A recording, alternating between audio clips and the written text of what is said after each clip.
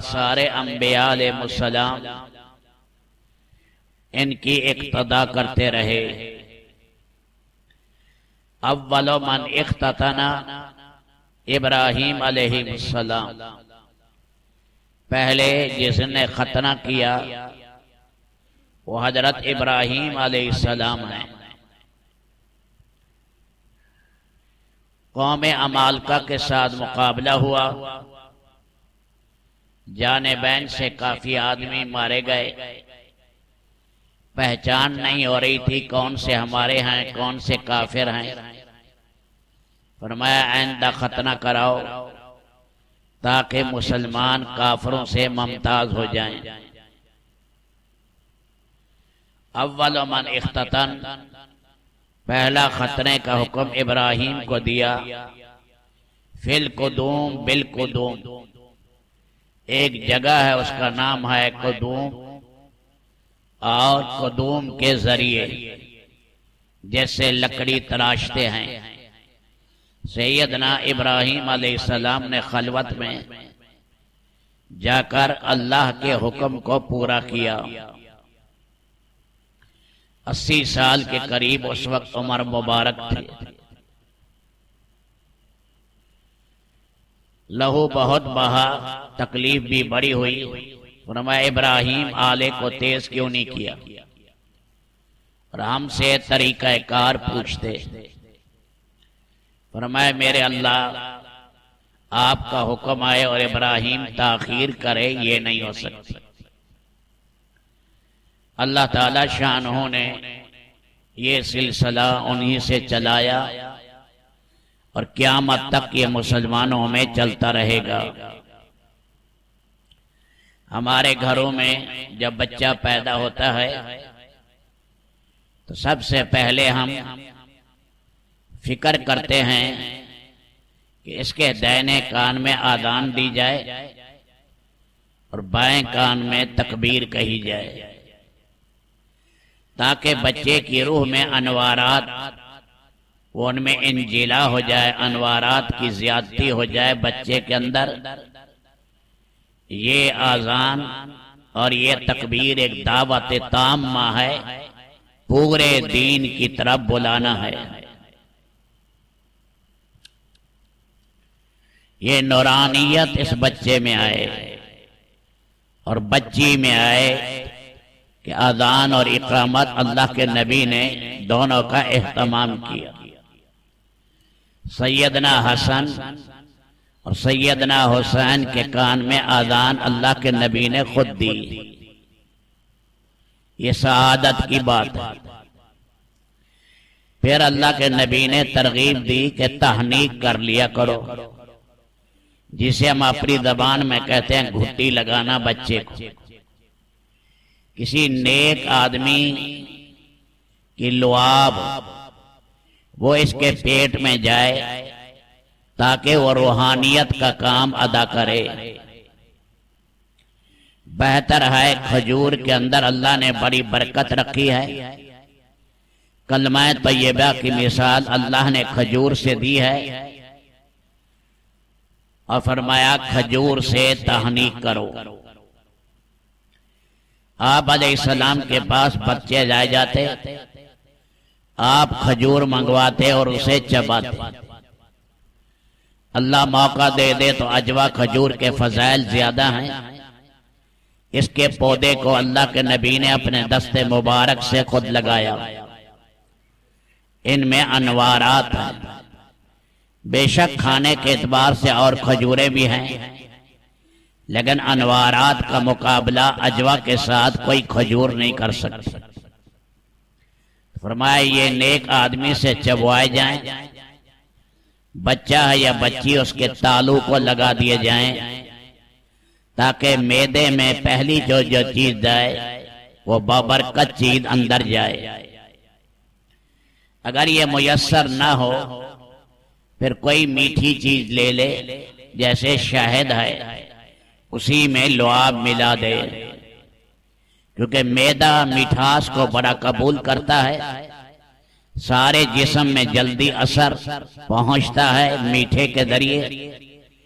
اسی وجہ سے کہا پھر اور کوئی میٹھی چیز اس میں لعاب نیک آدمی سے ڈلا دو تاکہ بچے کی تہنیک ہو جائے۔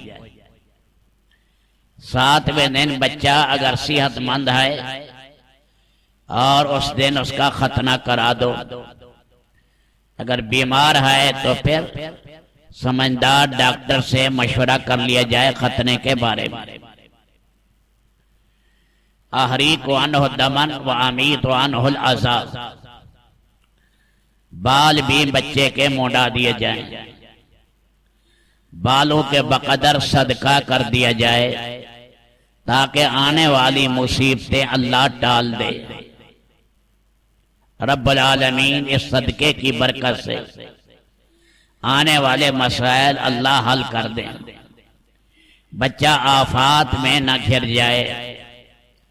جاہلیت کے زمانے میں جانور ذبح کرتے تھے اور جانور کا لہو بچے کے سر کو لگاتے، یدما راسہ، لیکن ہماری شریعت نے اسے روک دیا اور کہا کہ نہیں، زعفران لگاؤ، جب سر کے بال مونڈ لو تو دائیں طرف سے شروع کرو، آخر تک مونڈو تاکہ اس کے سر کی طہارت ہو جائے اچھی طرح،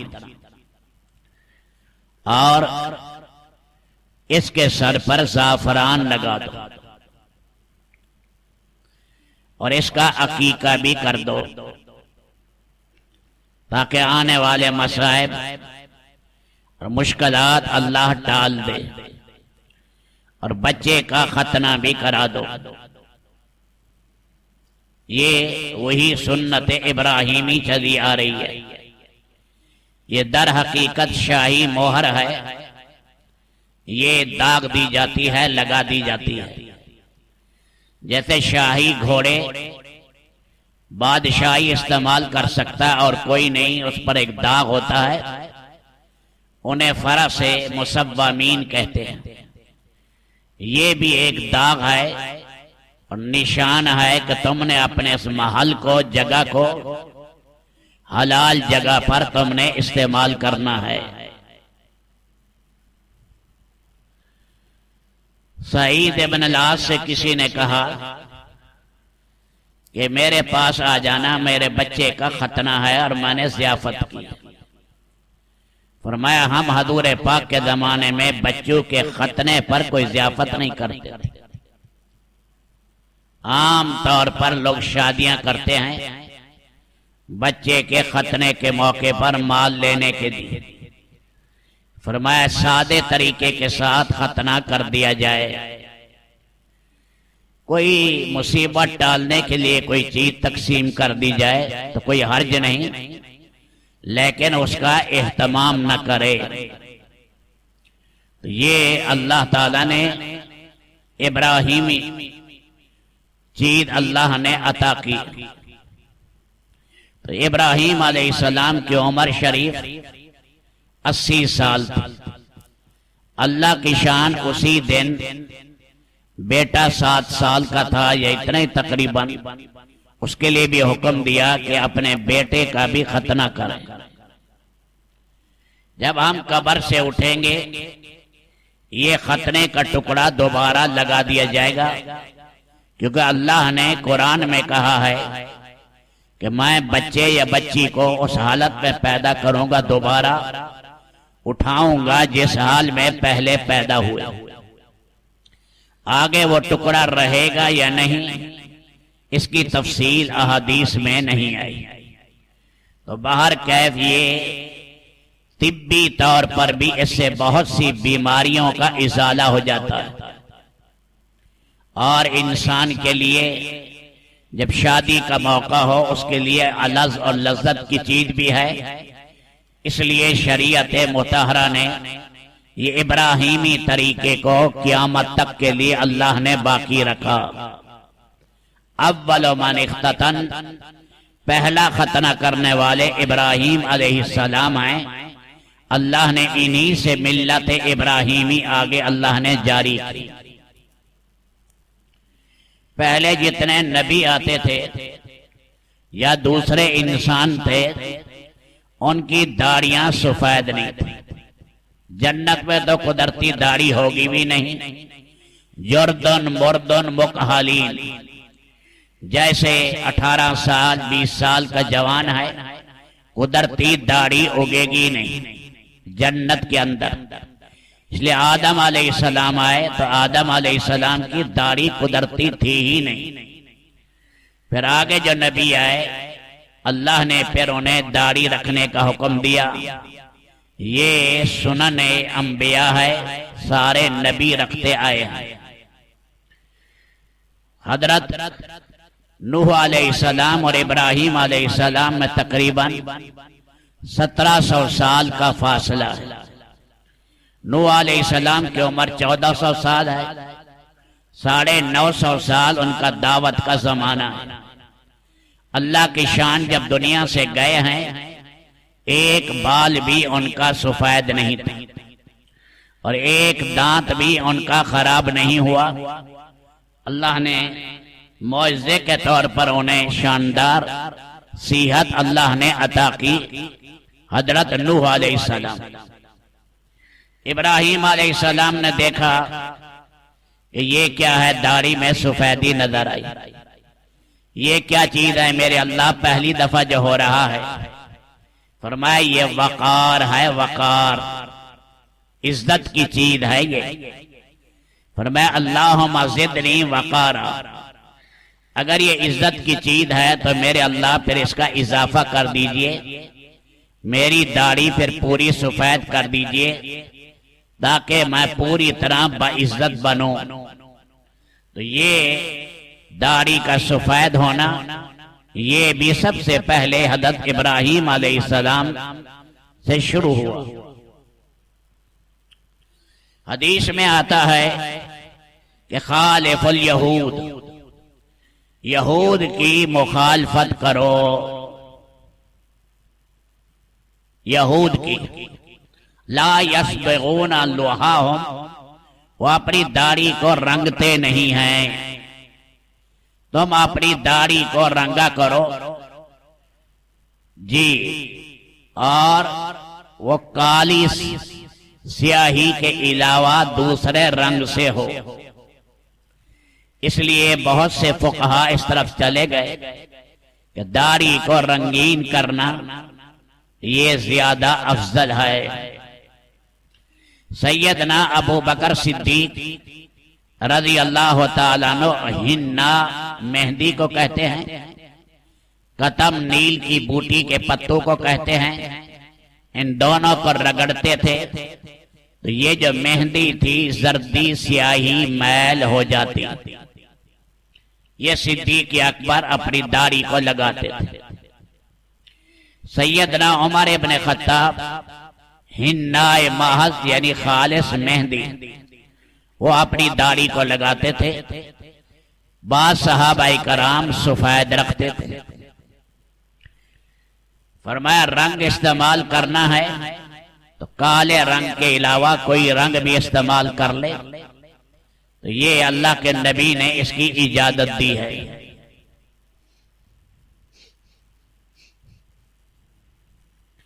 لیکن دوسری حدیث میں آ رہا ہے لا تنتف الشائب، سفید بال نہ اکھیڑا کرو۔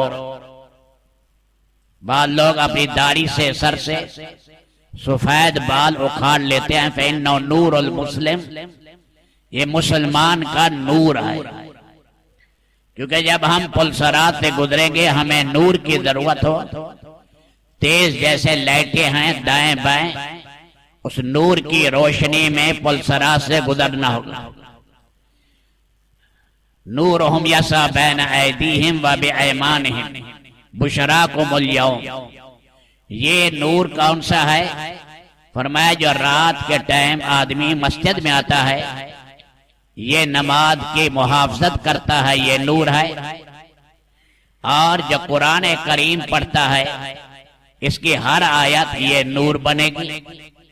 جو بازار میں اللہ کا ذکر کرے، خاص کر چوتھا کلمہ پڑھے، 10 لاکھ نیکیاں ملے گی، 10 لاکھ گناہ معاف ہوں گے، 10 لاکھ درجے بلند ہوں گے۔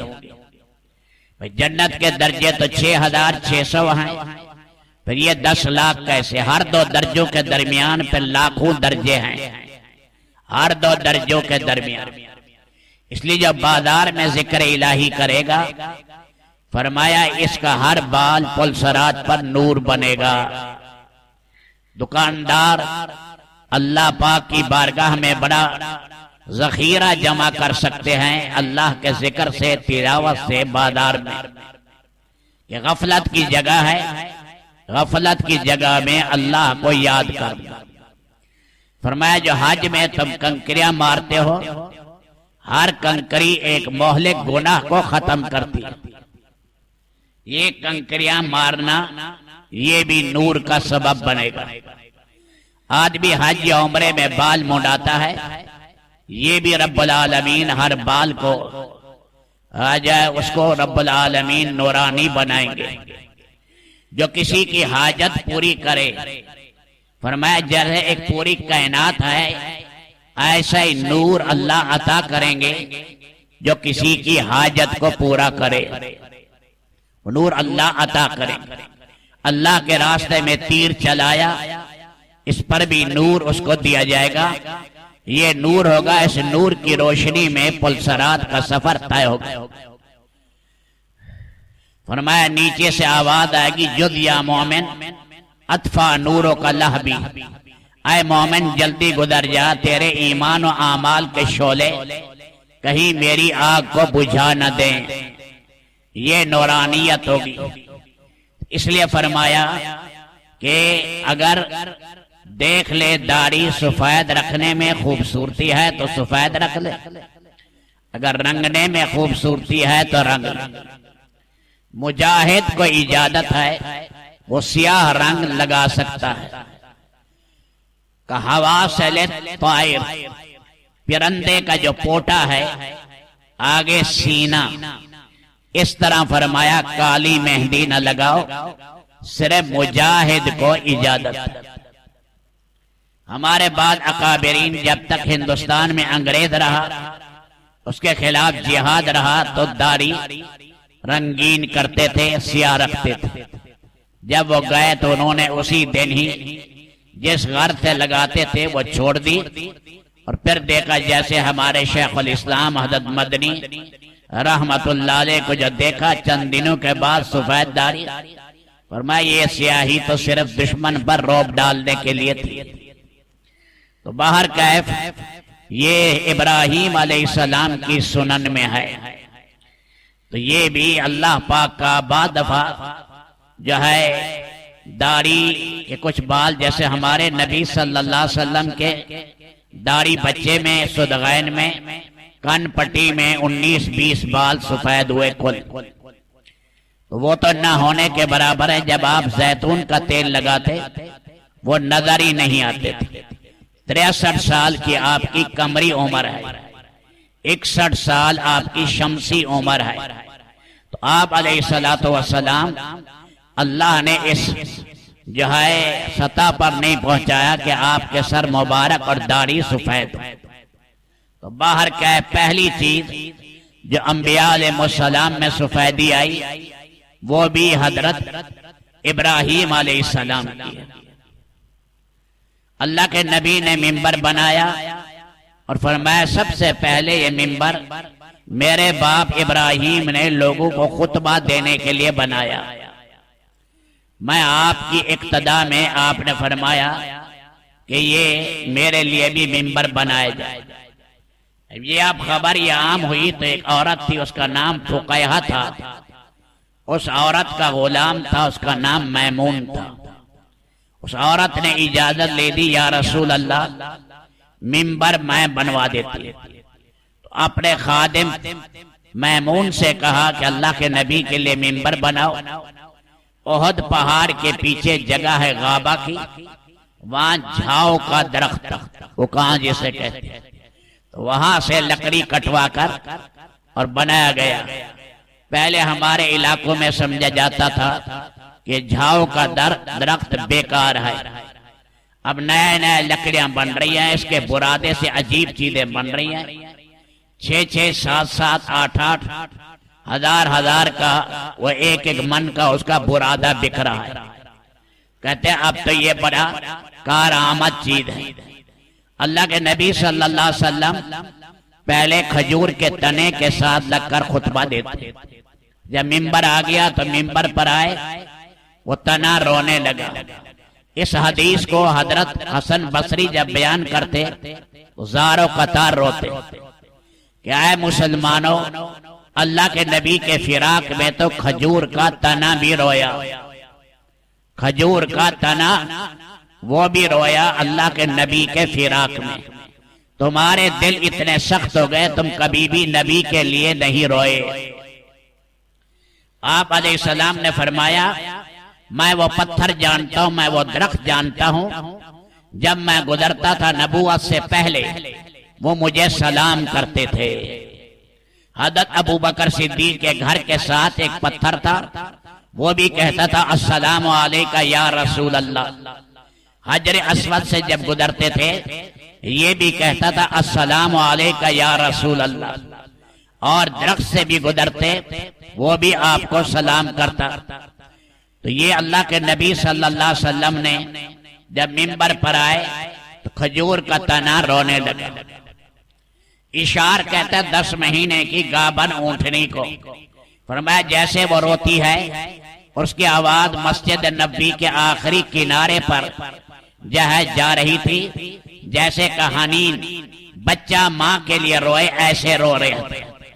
اللہ کے نبی اترے، کھجور کے تنے کو سینے سے لگایا اور وہ ہچکیاں بھرنے لگا جیسے عام سمجھدار ایک انسان ہچکیاں بھرتا ہے.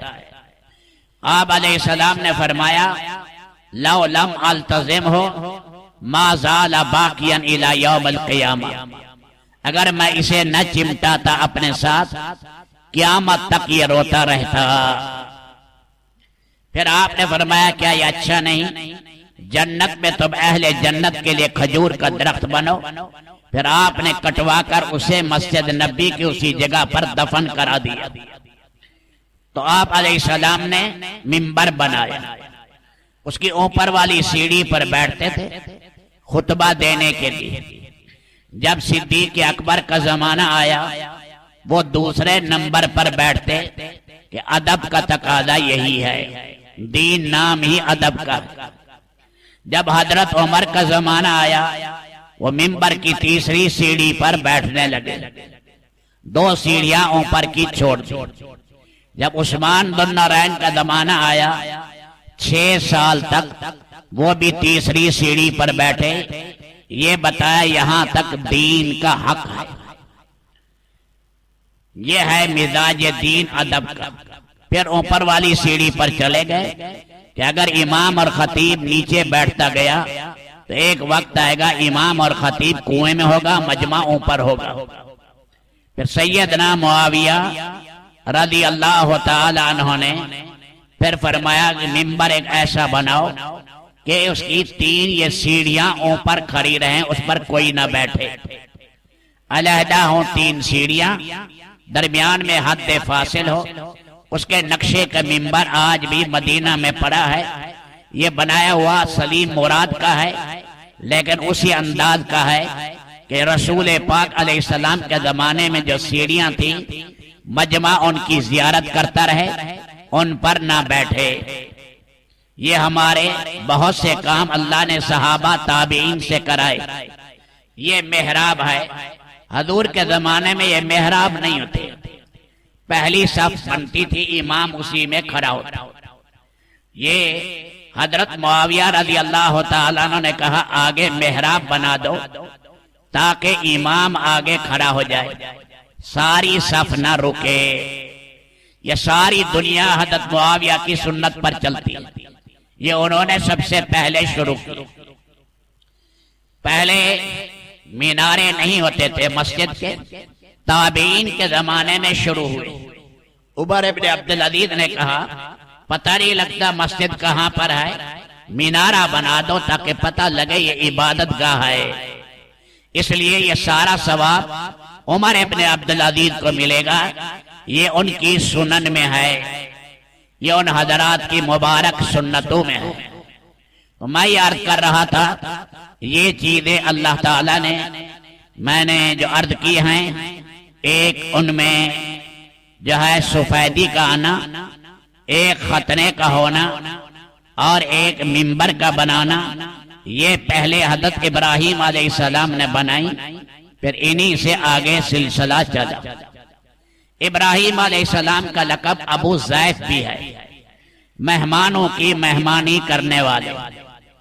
امام غزالی نے لکھا ہے کہ جنازہ کسی کا ہو 1 میل تک چلے جاؤ، عیادت کے لیے 2 میل تک چلے جاؤ، مہمان کی مہمان نوازی مہمان کو تلاش کرنے کے لیے 3 میل تک چلے جاؤ۔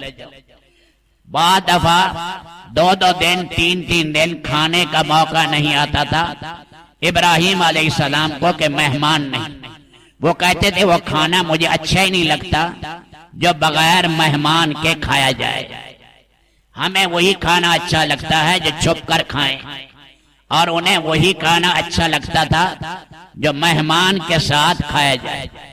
عبداللہ ابن عمر رضی اللہ تعالیٰ عنہ جب بھی کھانے کے لیے آتے تو گھر میں آتے باہر فقیر آ جاتے، انہیں اپنے ساتھ بڑے بڑے پیالے ہوتے بٹھاتے اور کھانے میں شریک کرتے۔